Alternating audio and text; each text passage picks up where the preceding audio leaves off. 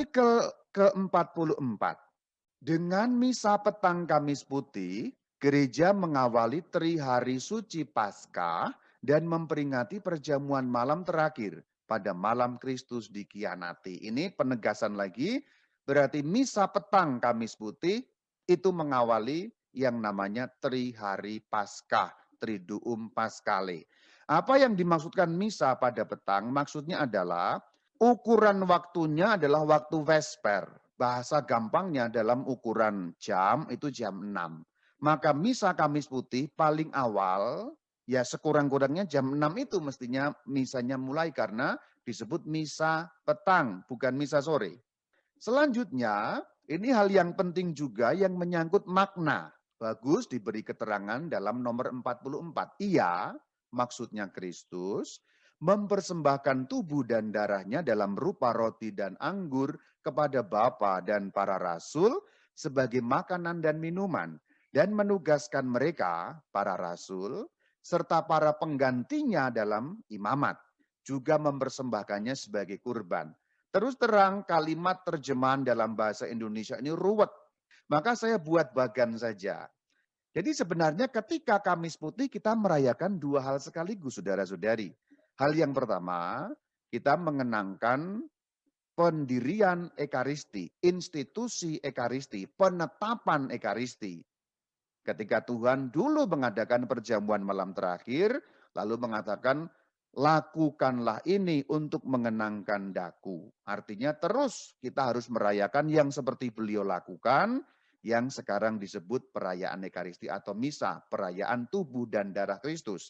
Tetapi sekaligus pada Kamis Putih, dalam tanda petik bahasa gampang, Tuhan Yesus menahbiskan para rasul, memberikan imamat kepada para rasul, supaya nanti sepeninggal beliau naik ke surga, para rasul dapat memimpin perayaan tubuh dan darah Kristus itu, yaitu perayaan pemecahan roti atau perayaan Ekaristi dalam bahasa kita sekarang. Kenapa penting pemberian imamat kepada para rasul? Para rasul harus ditunjuk, ditetapkan, atau bahasa kita sekarang ditahbiskan, supaya perayaan tubuh dan darah Kristus dapat lestari sampai akhir zaman. Kita tahu Yesus Kristus imam agung dalam iman Kristen. Maka imam agung mengangkat para rasul juga menjadi imam-imam yang mempersembahkan kurban supaya tidak terputus. Kalau tidak ada imamnya, kan berarti nanti tidak ada perjamuan Ekaristinya. Maka sebenarnya saudara-saudari, Ekaristi dan pemberian imamat itu satu paket. Tidak mungkin ada perayaan Ekaristi kalau tidak ada imam yang mempersembahkannya. Maka para rasul diangkat supaya punya kuasa imamat. Nanti para rasul juga melanjutkan kepada para penggantinya. Siapa para penggantinya? Yaitu para episkop atau para uskup. Para episkop melanjutkan kuasa imamat itu kepada para pembantunya, yaitu presbiter seperti saya. Jadi penugasan sebagai episkop, sebagai presbiter, itu diberi kuasa imamat demi apa? Demi lestarinya Ekaristi. Itulah makna Kamis Putih. Selanjutnya, makna tubuh dan darah Kristus itu sendiri juga ada dua. Arti pertama makanan dan minuman. Seperti firman Sang Kristus sendiri. Tubuhku adalah benar-benar makanan. Darahku adalah benar-benar minuman. Tetapi sekaligus juga sebagai kurban. Karena tubuh dan darah Kristus benar dikurbankan, dicurahkan. Maka perkataan dalam konsekrasi yang mengulangi perkataan Sang Kristus sendiri kan dikatakan, inilah tubuhku yang diserahkan bagimu. Diserahkan dalam arti dikurbankan, diberikan sebagai kurban untuk kita. Lalu inilah piala darahku yang ditumpahkan. Ditumpahkan berarti menjadi kurban. Perayaan Ekaristi memiliki dua dimensi atau dua makna yang tidak boleh ditinggalkan salah satunya. Yaitu makanan dan minuman atau kita ringkas dalam kata perjamuan. Yang kedua makna kurban. bahwa Sang Kristus mengorbankan, menumpahkan darah, memberikan tubuh. Berarti sebenarnya selain makna perjamuan, altar itu bagaikan Kalvari, di mana tubuh dan darah Yesus dikurbankan. Itulah kenapa di atas altar selalu ada salib dengan sosok Kristus yang tersalib, mengingatkan beliau menjadi kurban. Begitu besar cintanya kepada kita, sampai seperti itu. Mengenai makna kurban jangan lupa. Sekarang nomor 45. Perhatian sepenuhnya harus diberikan kepada misteri-misteri yang peringatannya dirayakan dalam misa ini. Pengadaan Ekaristi dan imamat, jangan lupa. Dua hal itu. Serta perintah kasih persaudaraan yang dalam hal itu dilambangkan dengan pencucian kaki. Itulah yang juga harus menjadi bahan homili hari ini. Ini penting nomor 48 dan ini sudah saya perjuangkan dari zaman kapan-kapan itu, dari 2013, 2012. Pada waktu itu belum populer karena di banyak gereja tabernakel belum dikosongkan. Apa bunyi PPP 48? Sebelum perayaan, tabernakel harus kosong sama sekali. Perhatikan, harus kosong sama sekali. Hosti untuk komuni kaum beriman harus dikonsekrir dalam perayaan kurban ini. Jumlah hosti yang harus dikonsekrir harus cukup juga untuk komuni pada Jumat Agung. Jadi sebenarnya tidak boleh komuni dari yang tabernakel karena harus kosong. Kalau masih ada bagaimana Romo? Disimpan di tempat lain. Di kapel lain atau di tempat yang khusus untuk menatakan atau menyimpan sakramen Maha Kudus. Nah inilah tabernakel yang kosong. Anda melihat tabernakel yang kosong? Sekarang sudah umum tabernakel kosong. Kenapa sih tabernakel harus kosong? Karena simbol. Jadi hal yang sangat sederhana ini menjadi simbol yang kuat. Bahasa gampangnya, Ekaristi belum ada, masa sudah ada hosti suci? Ini bahasa simbolis, simbolisme kuat di situ. Kamis Putih itu kan penetapan Ekaristi. Bahasa gampangnya, Ekaristinya belum ditetapkan, belum dirayakan. Mosok hosti suci kok sudah ada? Ya belum ada dong harusnya. Jadi tabernakel kosong sebenarnya mau mengingatkan makna yang tadi ini. Bahwa Kamis Putih itu penetapan Ekaristi. Jadi tabernakel kosong ini penting sekali sebagai bahan katekese. Beberapa tahun saya justru bertolak dari tabernakel kosong itu homili saya. Saudara-saudari tabernakelnya kosong. Lalu saya mulai dari situ. Bahan homilinya tentang itu. Maka saudara-saudari kalau nanti parokimu belum kosong, tolong ingatkan Bapak Pastor parokimu supaya mengosongkan sebelum perayaan sehingga makna simbolik ini menjadi kuat bahwa itulah hari penetapan Ekaristi. Hosti suci belum ada. Nanti Anda juga dapat memforward dokumen PPP ini kepada Bapak Pastor Paroki Anda masing-masing. Kalau sudah kosong, puji Tuhan bagus sekali. Nomor 49 sekarang. Untuk menyimpan sakramen Maha Kudus harus dipersiapkan kapel dan dihias dengan pantas yang mengundang untuk doa dan meditasi.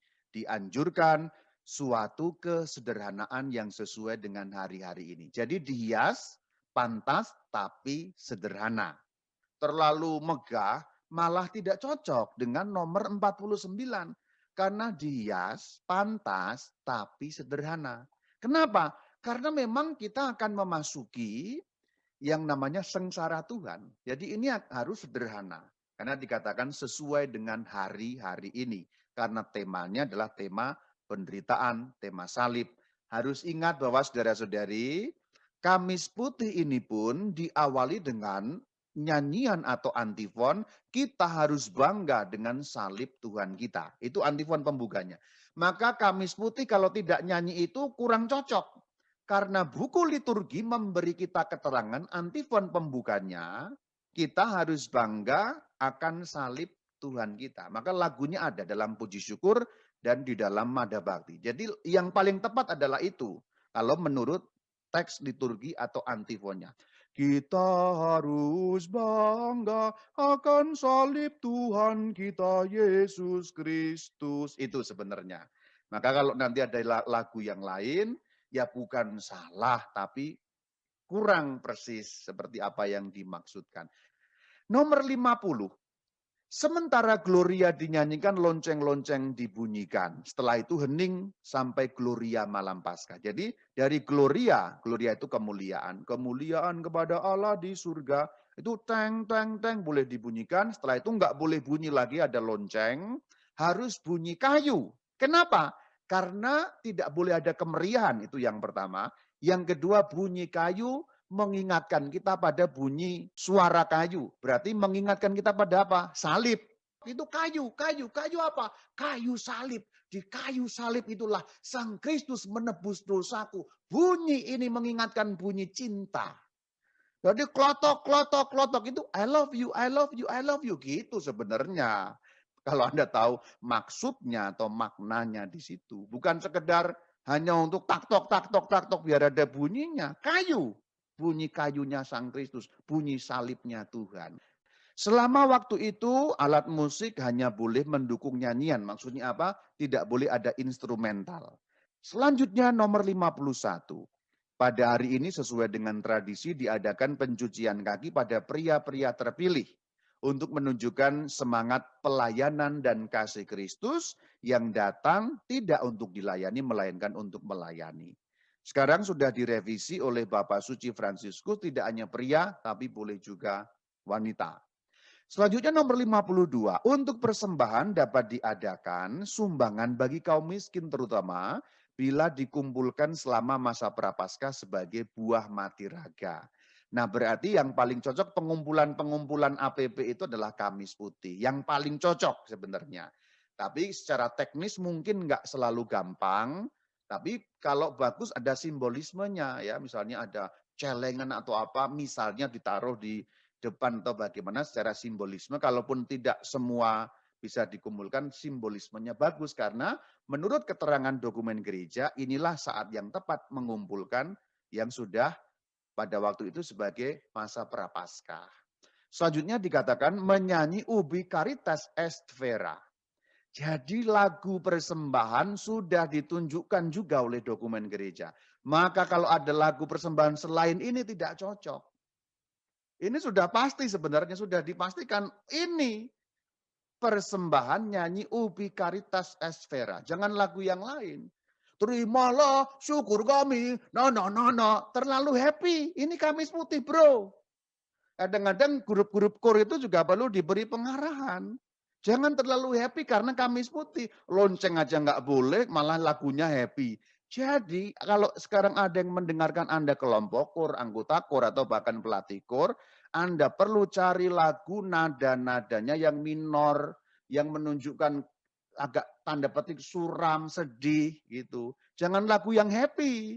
Na na na na na na na na na na na hore hore. Loh ini kok malah hore gimana sih? Tuhan Yesus itu nanti sebentar lagi sengsara. Bunyi lonceng pun dilarang kok lagumu happy meriah. Ubi Caritas lagunya sangat mengalun dan syahdu. Anda tahu Ubi Caritas? Jika ada cinta kasih itu loh. Jika ada cinta kasih. Nah, lagunya yang itu. Itu yang dimaksud ubi caritas es vera. Lagunya kan itu kan syahdu mengalun. Seperti itulah sebenarnya nada Kamis Putih. Jadi kalau Anda kelompok kor, catat baik-baik. Pelatih kor juga catat baik-baik. Jadi happy-nya dikurangi.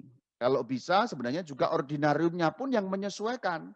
Karena ordinarium itu nadanya beda-beda. Ada yang megah, ada yang happy, ada yang agak sedikit syahdu.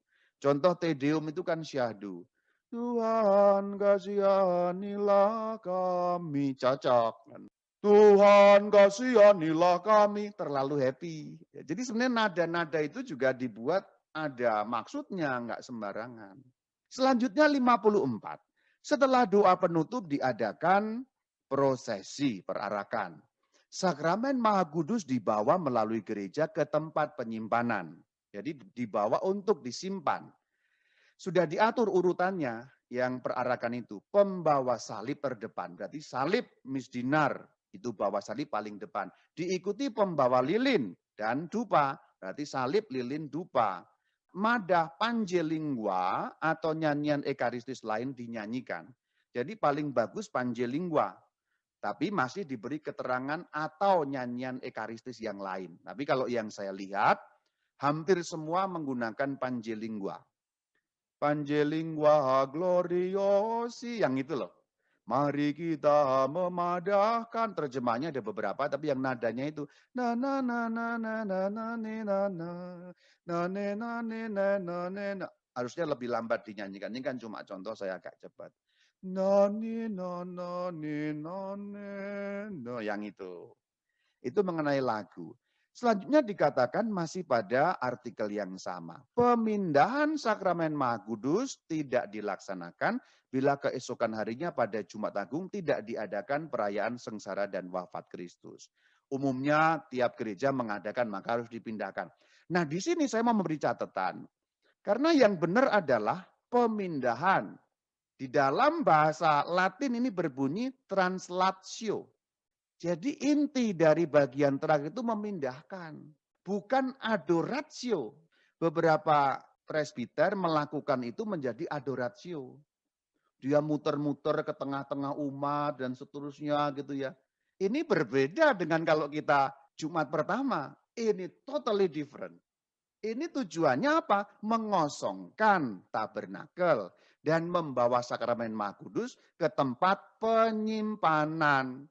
Jadi intinya adalah bagaimana supaya tubuh Kristus tidak berada di dalam gereja, tabernakel gereja, tapi tempat lain. Itulah intinya. Maka carilah jalan yang paling lurus dan paling cepat. Bukan muter-muter di tengah umat. Kalau muter-muter di tengah umat itu jadi adoratio. Wow, lalu ada yang sampai malah umatnya didatangi satu-satu. Na na na na na na na na na. Wah, lalu na na na na na na gitu ya. Sampai malah kurnya mengulang-ulang panjelingua beribu-ribu kali. Karena romonya masih muter-muter di tengah umat. Nah, ini konsepnya jadi berubah menjadi adoratio dong. Padahal bukan. Jadi nanti kalau itu ada pastor begitu, usul supaya benar gitu ya. Romo itu kan translatio Romo, bukan adoratio. Tujuannya berbeda. Itulah kenapa yang dipakai bukan monstran. Nah, ini konsep lain lagi yang juga disebut di dalam nomor 55. Monstran tidak diperkenankan. Perhatikan nomor 55. Kalau adoratio pakai monstran seperti ini. Ini dilarang justru. Karena memang konsepnya bukan adoratio. Jadi nggak pakai muter-muter ke tengah umat, bro. Maka harus pakai sibori. Karena sibori itu untuk wadah tempat penyimpanan tubuh Kristus. Penyimpanan itu intinya. Pemindahan untuk disimpan. Bukan perjalanan untuk boleh dikatakan dipuja-puja. Bukan itu intinya. Ya bahwa kita menghormati dengan berlutut dan sebagainya karena beliau lewat. Bukan karena dengan sengaja mau adoratio. Ini sedikit berbeda konsepnya. Nah ini pengertian ini mesti benar juga. Maka kalau nanti Anda seksi liturgi, nah tolong hal-hal seperti ini diluruskan. Apalagi kalau ada yang pakai monstran. Kenapa ada yang pakai monstran? Karena blunder di sini.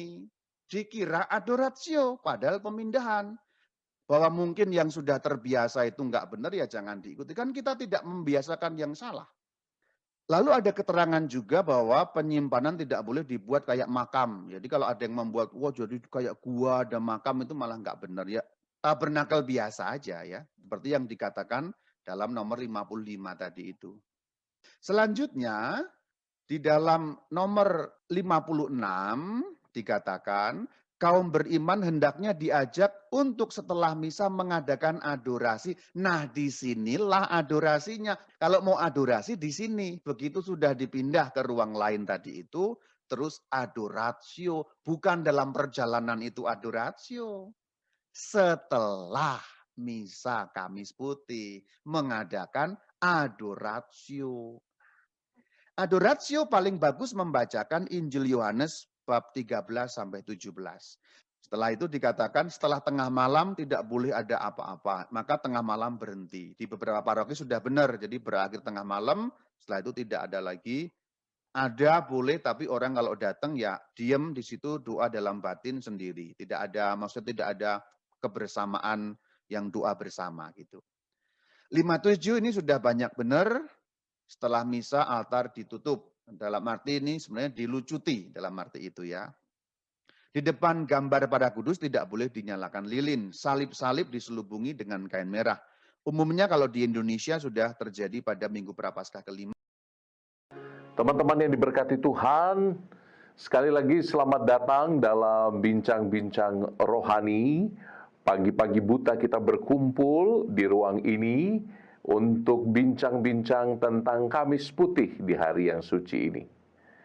Nah, teman-teman, di dalam upacara Kamis Putih, Anda akan melihat dua hal. Yang pertama, peristiwa pembasuhan kaki, dan yang kedua, peristiwa pemecahan roti Ekaristi. Di hari yang istimewa ini, dua hal ini diangkat menjadi pusat refleksi gereja. Betapa tidak? Coba teman-teman lihat, selain hiasannya semua serba putih, dan selain nanti di gereja akan ada liturgi yang sedikit berbeda, Kamis Putih menjadi penanda dari dibukanya perayaan Paskah.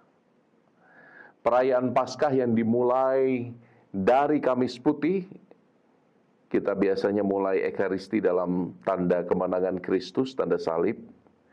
Nanti ditutup tidak dengan berkat. Jadi tidak ada berkat di ujung misa Kamis Putih ini. Perhatikan, tidak ada berkat sama sekali. Mengapa tidak ada berkat? Karena perayaan Paskah adalah satu perayaan yang utuh. Dalam rangkaian Kamis Putih, Jumat Agung, makanya besok Jumat Agung kita tidak akan mulai dengan tanda salib. Karena liturginya adalah keberlanjutan dari Kamis Putih. Jumat Agung biasanya dibuka dengan imam yang masuk langsung meniarap di depan salib Kristus. Begitu pula setelah selesai komuni Anda tidak menerima berkat di Jumat Agung. Karena masih akan dilanjutkan dengan liturgi Malam Paskah. Coba lihat, liturgi Malam Paskah dibuka dengan upacara cahaya dan bukan dengan tanda salib. Jadi perhatikan ya, gereja memaksudkan bahwa upacara Paskah dimulai dari Kamis Putih sampai nanti Paskah pagi.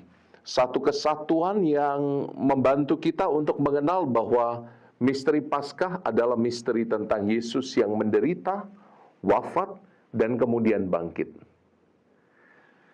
Ya, ini seringkali nggak kita sadari, tanda kecil yang mungkin beberapa dari kita baru tahu. Kalau engkau baru tahu, tulis dong, saya baru tahu, Romo.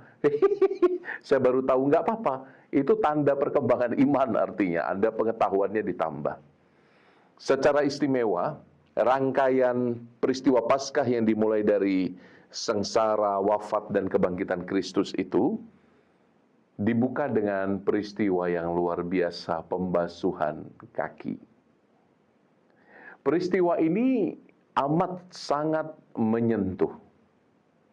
Mengapa? Untuk beberapa alasan ya. Alasan yang pertama, ketika kita melihat Tuhan Yesus membasuh kaki para muridnya, kita melihat Tuhan Yesus sedang membalikkan tradisi Yahudi. Mengapa? Dalam tradisi dan adat istiadat Yahudi, hanya budak-budak yang melakukan pekerjaan pembasuhan kaki. Karena apa? Untuk membasuh kaki dipilihlah budak dari kasta yang paling rendah, yaitu budak yang datang dari golongan kafir, golongan non-Yahudi. Karena orang Yahudi pun ada yang kurang beruntung dan menjadi budak, tapi mereka pun masih anak-anak Abraham. Mereka masih dianggap anak-anak Abraham, keturunan Abraham, sehingga mereka tidak diperkenankan untuk membasuh kaki orang Yahudi. Jadi yang diperkenankan hanyalah hamba dari kasta yang paling rendah. Dan itu ditandai dengan posisi fisik yang hampir telanjang. Kalau dikatakan dalam kitab suci bahasa Indonesia, Tuhan Yesus menggunakan kain penutup pinggang, dalam bahasa Inggris itu disebut loincloth. Artinya memang posisinya seorang hamba yang hanya mengenakan kain yang menutupi area privat, area pribadi itu, area penutup pinggang. Dia melepaskan jubahnya, menanggalkan segalanya di depan para murid, memakai kain penutup pinggang. Saya merasa ini adalah sebentuk kerendahan hati yang luar biasa dari Tuhan Yesus. Dan dengan menanggalkan jubahnya di depan para murid, dia melepaskan identitasnya sebagai guru, sebagai Tuhan. Dia mengambil hamba sebagai gambaran yang ingin diajarkan kepada para muridnya. Saya yakin Tuhan Yesus tidak sedang bermaksud menjadi sentimentalis saja, menjadikan Kamis Putih peristiwa mengharu biru, enggak juga. Tapi saya yakin memang ada nilai yang sangat mendalam. Karena Tuhan sendiri bersabda, bukan? Kalau aku Tuhan dan gurumu, dan benar aku Tuhan dan gurumu membasuh kakimu, hendaklah kamu juga saling membasuh kaki satu sama lain. Jadi kita bisa mengerti mengapa Santo Petrus ketika dia yang pertama kali mau dibasuh kakinya, dia menolak. Karena apa? Memang ada tradisi Yahudi tidak menerima sesama Yahudi untuk saling membasuh kaki. Ini pekerjaan yang sangat hina. Maka Santo Petrus menolak. Jangan Tuhan, sekali-kali kau tidak akan membasuh kakiku. Nggak bisa dibayangkan oleh para murid bahwa guru yang luar biasa powerful, guru yang buat mujizat di mana-mana, guru yang dielu-elukan orang, guru yang disambut dengan teriakan Hosana Putra Daud di depan mata mereka, nyaris telanjang, dan bukan hanya nyaris telanjang, dia mengambil baki, membasuh kaki para muridnya. Wow! Teman-teman yang diberkati Tuhan, saya pikir mari kita meditasikan apa yang tertulis dalam Injil. Injil dengan cantik menulis bagaimana Yesus memaksa para muridnya untuk memberikan kaki mereka. Dalam Yohanes bab 13 ayat 7 dikatakan, "What I am doing you do not know now." Apa yang kulakukan sekarang kamu nggak tahu, tapi setelahnya kamu akan mengerti.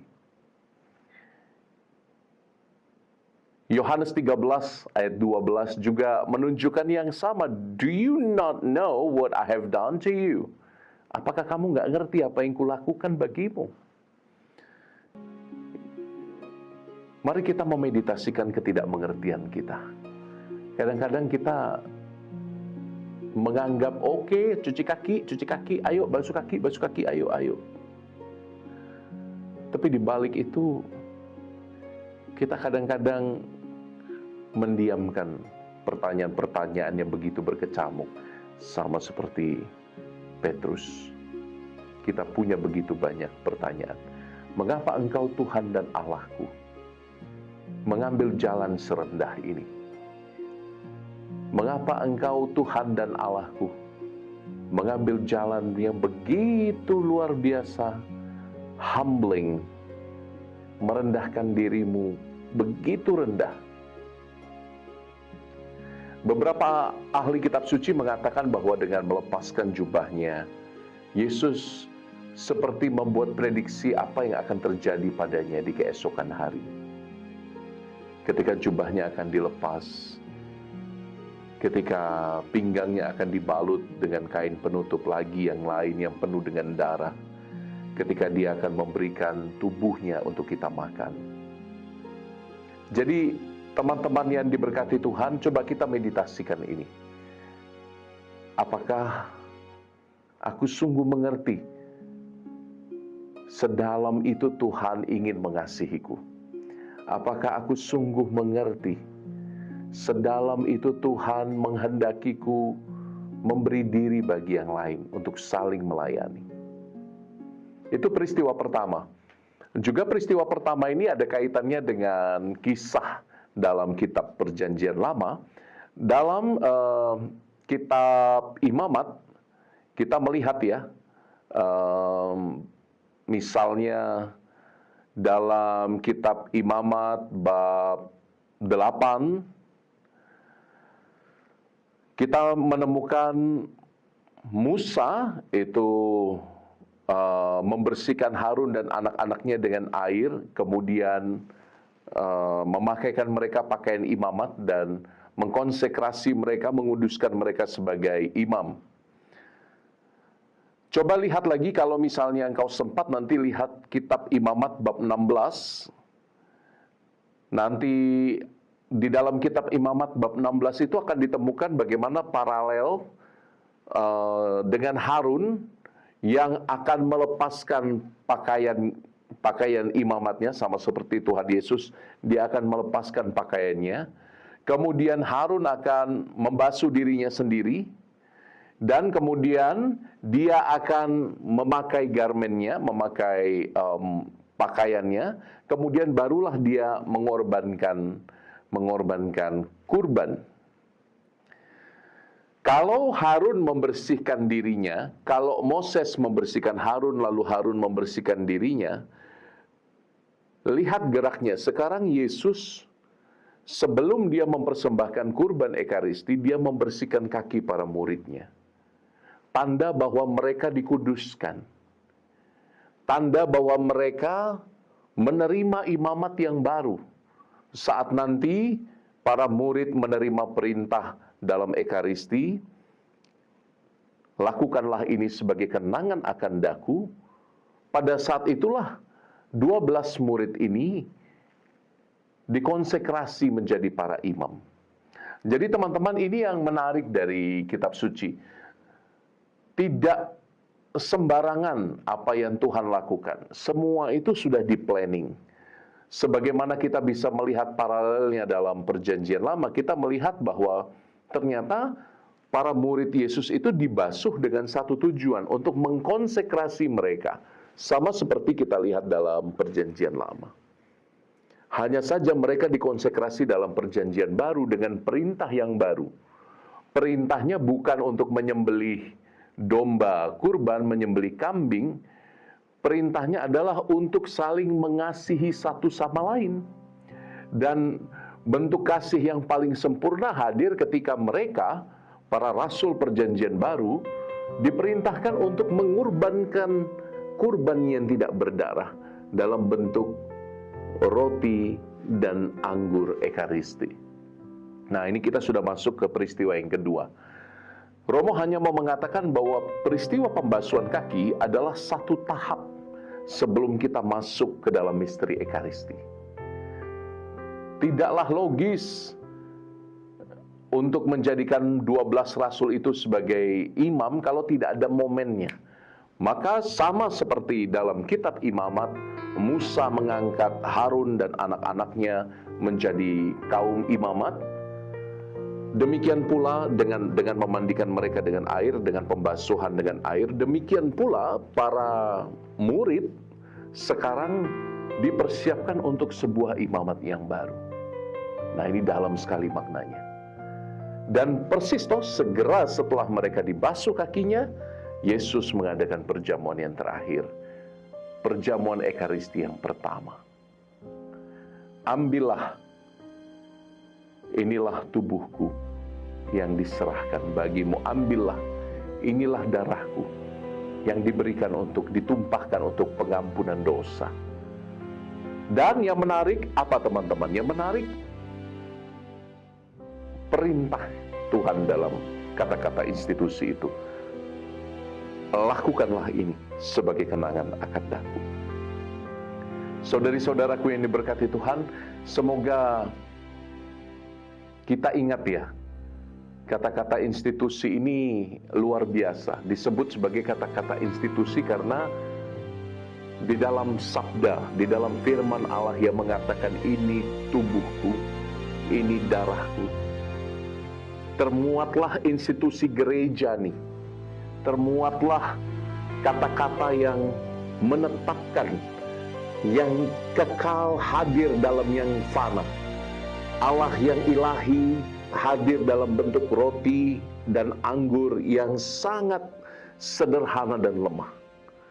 Kata-kata penetapan inilah yang kita rayakan dalam pelbagai bahasa, pelbagai budaya selama ribuan tahun. Kata-kata inilah yang satu-satunya perintah yang ditaati oleh gereja. Dan tidak pernah kita langgar sejak awal gereja perdana.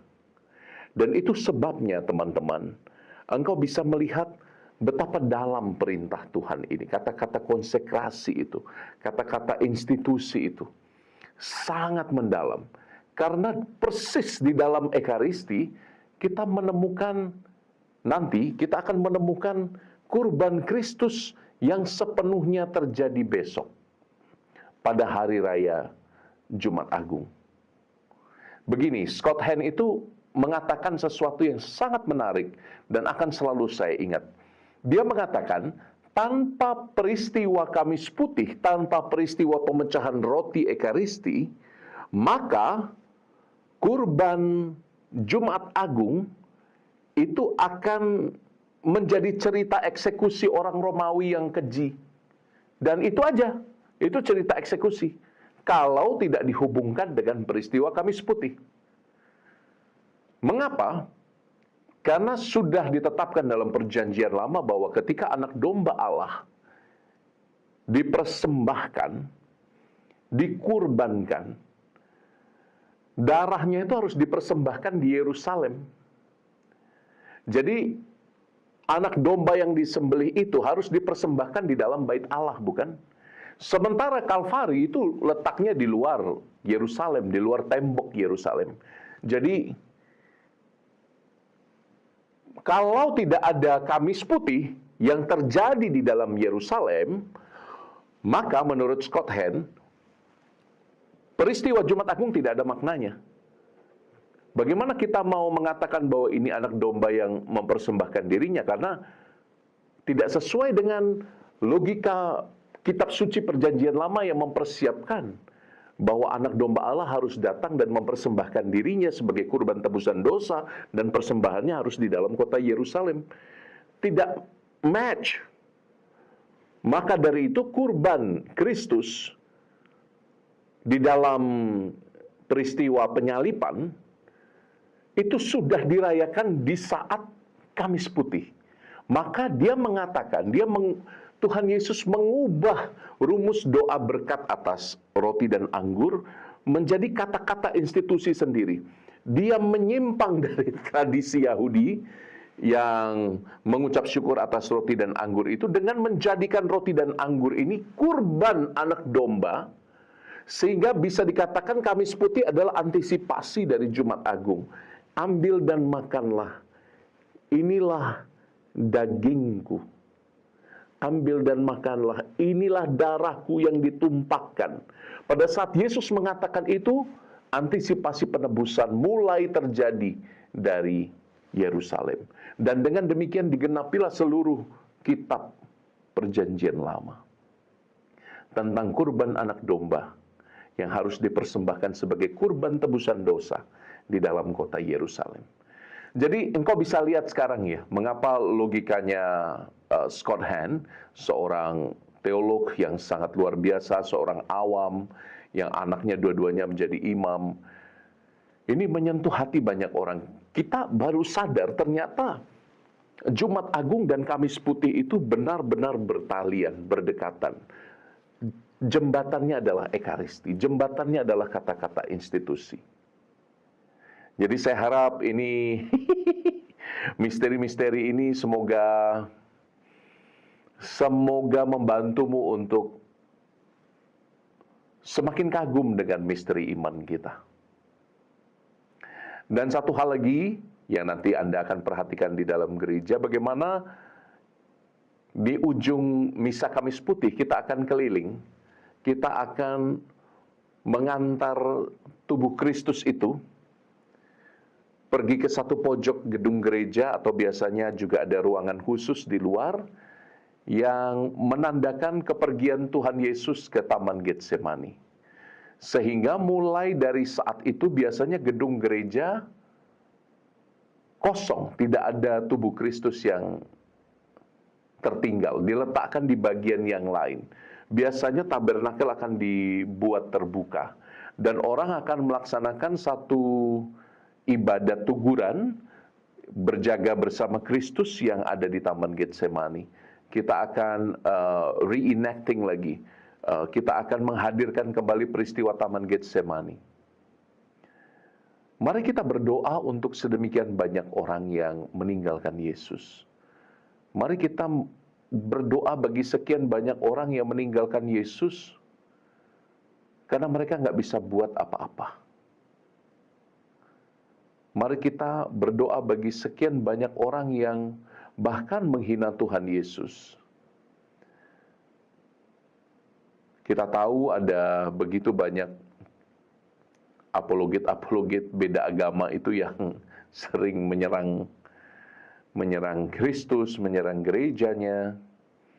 Dan apakah Anda tahu dalam kurun waktu 20-15 tahun terakhir ada pembantaian lebih dari 70.000 orang Kristiani di seluruh dunia? Anda mungkin masih ingat tragedi ISIS, negara Islam Suriah dan Irak itu. Juga mungkin Anda masih ingat korban 21 Santo yang baru dikanonisasi, 21 martir dari gereja Koptik yang disembelih di tepi pantai, yang videonya sempat viral. Mungkin Anda pernah melihat anak-anak yang dimasukkan ke laut dalam kerangkeng, hidup-hidup, hanya karena mereka percaya pada Yesus, dibunuh atas nama iman. Mari kita berdoa untuk sedemikian banyak orang yang menyakiti Kristus, yang menyakiti gereja, yang mengkhianati imannya. Kita doakan mereka semua dalam teguran nanti. Sembari kita sadar bahwa kita pun tanpa banyak sadar, kita juga melukai tubuh Kristus dengan cara kita, dengan dosa-dosa yang kita buat, terutama dosa-dosa yang melanggengkan struktur ketidakadilan di dalam masyarakat. Yuk kita berdoa di Taman Getsemani, karena begitu banyak pengkhianatan modus baru yang ada di dunia ini. Doakan para imam juga yang seringkali jatuh dalam dosa dan seringkali memecah belah tubuh Kristus. Doakan para imam. Hari ini adalah hari lahir sakramen Ekaristi seperti Romo katakan, dan juga sekaligus hari raya sakramen imaman. Jadi untuk Anda yang berjumpa dengan para romo, para uskup, katakan saja pada beliau-beliau, selamat hari imamat, selamat merayakan karunia imamat. Semoga setia sampai mati. Kancing jubah yang saya pakai ini dibuat sesuai dengan tradisi agak kuno. Kancingnya itu berjumlah 33. Kancingnya berjumlah 33, dan you tahu 33 itu angka usia Yesus ketika dia wafat di salib. Artinya semoga para romo yang memakai jubah ini genaplah sampai dia meninggal, sampai dia dipeti, dia tetap memakai jubah. Doakan para imam, karena kami juga jauh dari sempurna. Tanpa doa umat, tanpa dukungan umat, kami bukan siapa-siapa, kami bukan apa-apa. Dan Romo berterima kasih di ujung video ini untuk Anda semua yang dengan begitu setia berdoa bagi Romo Koko, bagi romo-romo Dehonian yang lain, kongregasi saya, romo-romo dari Hati Kudus Yesus, Dehonian, Bruder Frater yang juga Dehonian. Terima kasih untuk doa Anda. Dan semoga percakapan kita hari ini benar-benar menjadi kekuatan bagi kita. Coba tulis di kolom komentar, insight apa yang kamu dapatkan dari percakapan kita. Saya Romo Koko memberkatimu untuk setia sepanjang hari ini berada dalam kesadaran bahwa kita ada di masa-masa penuh rahmat dalam iman kita. Saya memberkati engkau dalam nama Bapa dan Putra dan Roh Kudus. Amin. Tuhan sayang padamu. Bye.